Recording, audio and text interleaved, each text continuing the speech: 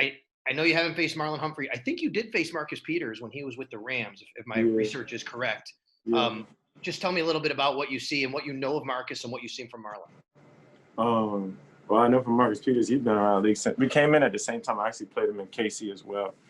He's been a hell of a player since KC. Plays the ball well. He has hell of a ball skills. One of the, I'm not gonna say few corners because nowadays they got a lot of them with ball skills, but he's one of the few that tracks the ball extremely well.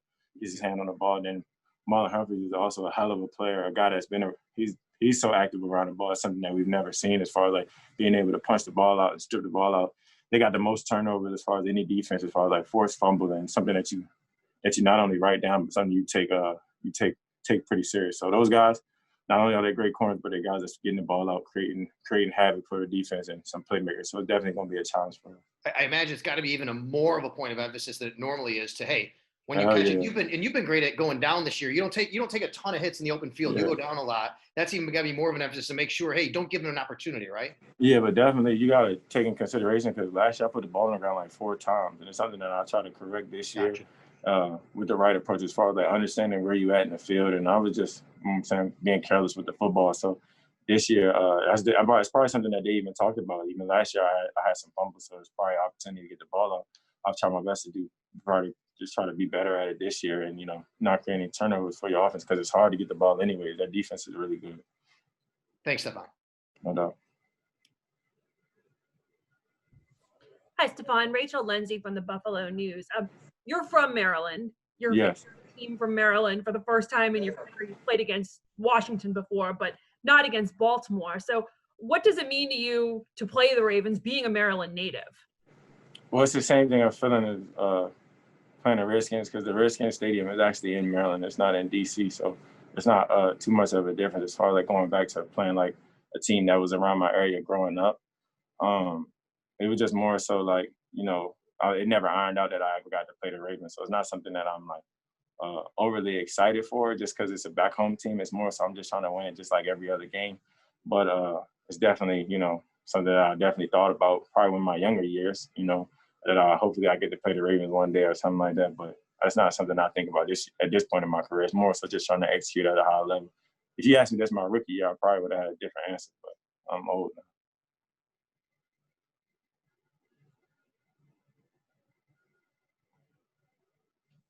Hey, Stefon, Martins Johnson with ESPN. This isn't to call Kirk Cousins slow, but you're playing with a quarterback now who's a little bit more mobile. From a receiver standpoint, what's the difference between playing with someone who will stay in the pocket more and someone who will break it more liberally? Well, it's more like, different teams had different type of quarterbacks. That team was like run first and pocket passer. This team, he could do that as well, but it's more so on the move. He makes a lot of accurate throws out of the pocket and just running around. So it's just different QBs give you a different feel on, defenses or offenses on what you have to do offensively. I think anybody on any team, if a quarterback is mobile or not, he's going to have to run at one point. So, if he is, you just got to try to be on the same page. And you see Gabe Davis made a lot of big plays last week, and it was like scramble drill. And, sometimes I catch, as I watch film, I catch some of the TV copy on what they say, and they be like, well, this wasn't the actual play or something like that.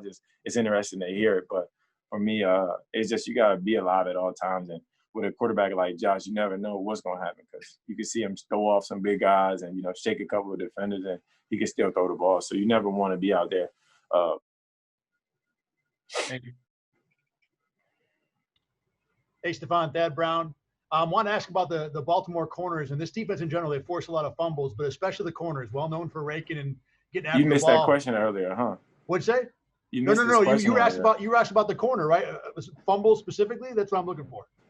Is that something? That's all right. Is it something that you have to be aware of, that these guys are going to be going after the ball more so than other corners, and that I know you work on ball security every week, but is there something different you work on this week with it too?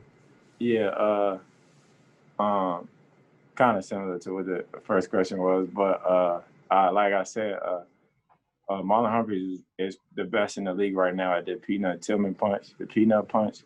He's done it extremely well. Marcus Peters definitely has some turnovers as well as far as stripping the ball, but it's something that you want to not only note, but you want to be working on it in practice. Like as far as like just guys stripping at the ball and punching at the ball, because it's going to happen in a real life game, and they've done extremely well at it this season. And even in the past, I think it's the previous year, not just this year, he had hella forced fumbles last year as well. So it's something that you damn near not only just take serious, but something that you need to work at, because it is a real life situation and it's the playoffs. And as the playoffs, everybody know you're looking to get turnovers, you're looking to create ways and try to get ways to get your defense the ball. So something that we take it pretty seriously.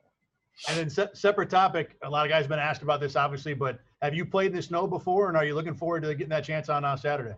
No, I'm not looking forward to it, and I haven't played in the snow. And if I do, hey, I just got to rock and roll.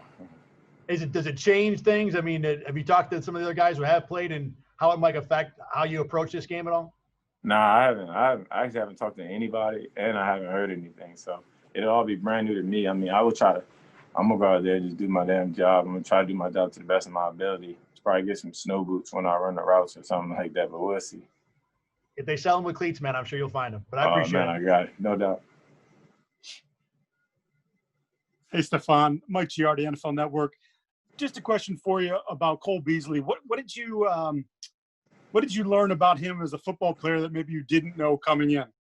So like you're asking this question from the bed. Is this? I actually, all the NFL kids are still Network, in school. huh? I'm in the bedroom, man. I gotta find a quiet space. I got you. I'm just messing around.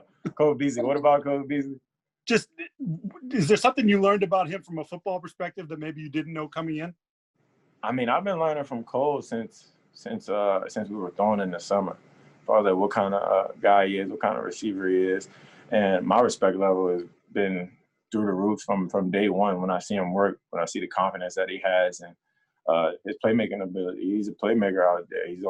He had like 7 for I don't know what he had, how many yards, but his plays were key plays, big plays to move us down the field. And I always say, our receivers, the other guys don't get enough credit for the stuff that they do.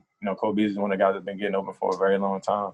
And he's a hell of a player. As far as everybody know, he was battling something a little last week, and he went out there like the soldier that he is and, fought through it. Fought through it with his brothers. He told me the week before it hurt him not to be able to play in that game, and that means a lot coming from a receiver perspective, because, you got guys who would have, sit it out or probably took a little bit more time. Hopefully we win the game, but he wanted to be a part of it, and he's out there giving it everything he got. So that just gives you more motivation as a receiver and as a teammate to be like, he out there giving everything he got. I know he hurt, so you gotta do the same. And on that front, how's the oblique? I'll be all right. I'm always all right. I'll make a way. All right, buddy. Take care. Thanks, big guy. Hey, Stefon, how you doing? Can you hear me? What's up, bro? Good to see you. Likewise. What does Martin Luther King Day mean to you this year? It means a lot. Just like every year, I feel like it's a day that's singled out, just like Black History Month, and things that with everything that's on the rise right now and everything that's going on in the world, it's something that should be taken serious. I mean, in DC, he has a statue, so that's something that everybody should go see, or even take the time out to go check it out if they haven't already. And it's gonna mean a lot. Since I'm an African American, so I take it pretty serious. I actually went to school for African American studies in college with more focus of communication, so I'm big on all that. That's my personal life. You got any football questions? I don't. I actually have another follow-up question about this. How do you hope the NFL continues to work with its players and its surrounding communities to fight to end racism, to put the fight to end racism on the forefront? I feel like we took some steps in the right direction this year, as far as not only just bringing attention in the initiative that they've taken. Hopefully it continues to grow and continues to push everybody in the right direction, because, not only with the words, but they fall in love with action. And, that means more than anybody is action. You want things done, you want things changed, and you want everybody to be on the same front. You want everybody to not only not take a blind eye to it, but not only acknowledge it, but what actions are you taking or initiatives are you taking to change the world one step at a time? So, yeah. Well, hopefully thank you so much. Yeah, thank you so much. Good luck this weekend. Thank you. Hey, Stefon, Julian Paluzzi, Channel 2, another Terp here. Hello. How you doing? That's a good comm program there, another Terp in Buffalo. I actually, I'm working on a story here, and I talked to Coach Loxley this morning. He said if there's somebody that wants you to be your best, there has to be trust and a meaningful relationship there. Is that something that's helping you here, your relationship with Josh and the coaching staff and others here in Buffalo? Yeah, I mean, it's just part of being around the right system for you, the right situation for you. And it's nothing to say any situation is bad for players, but as far as like being able to grow in a situation and grow with some guys and, you know, something that's in the best interest of yourself, you know, in your career, I feel like it's been perfect here, you know, as far as like with the people that I'm around, like my coaching staff, not only trusting me, but trusting that I'm a guy that they can lean on at times, not only just football, but as far as like leading guys and, you know, holding people accountable and, you know, knowing that I'm gonna do my best to be on my job, you know what I'm saying? So it's like, I'm over here not trying to hold people accountable coming from a place of anything but trust and love. Like I want the best for everybody. And they see how I grind and they see how much I put into my craft that they respect me. And for me, that means a lot. That means a lot for me. And like, as far as like being with Josh and, you know, and we all have jobs in the world, right? Like everybody has a job in the world and everybody like, either you like your job or you don't like your job. Everybody can agree that you like your job a little bit more when you're working with somebody that you love or somebody that you appreciate to an extent, whereas though you'll do anything for them. And not only with job, but that's how I feel about Coach Chad. Like my position coach is a guy that not only take care of me mentally, but put me in the right space physically, get me ready to go, give me that positive energy. Just being around those guys and, you know, my guy Coach Dave, I don't like talking about him too much. People talk about him enough already. But just as far as like the time that I spend with those guys in the building doesn't feel like I'm at work. It feels like I'm doing what I love. It feels like it's natural, and we out here just trying to get better each and every day, and we're trying to get wins on Saturdays and Sundays.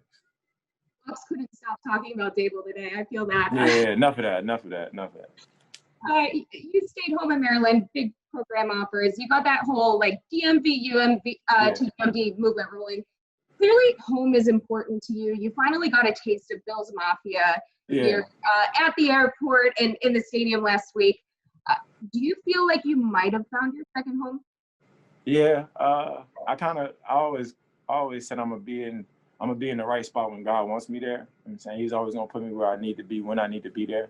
And I feel like I kind of fit this mold. Like people don't always fit their surroundings or fit their community. I kind of feel like I fit it as far as like my passion for football and their passion for football and everybody being on the same accord. So I say I hope I found my second home, and I will say that they welcome me with open arms, big hugs.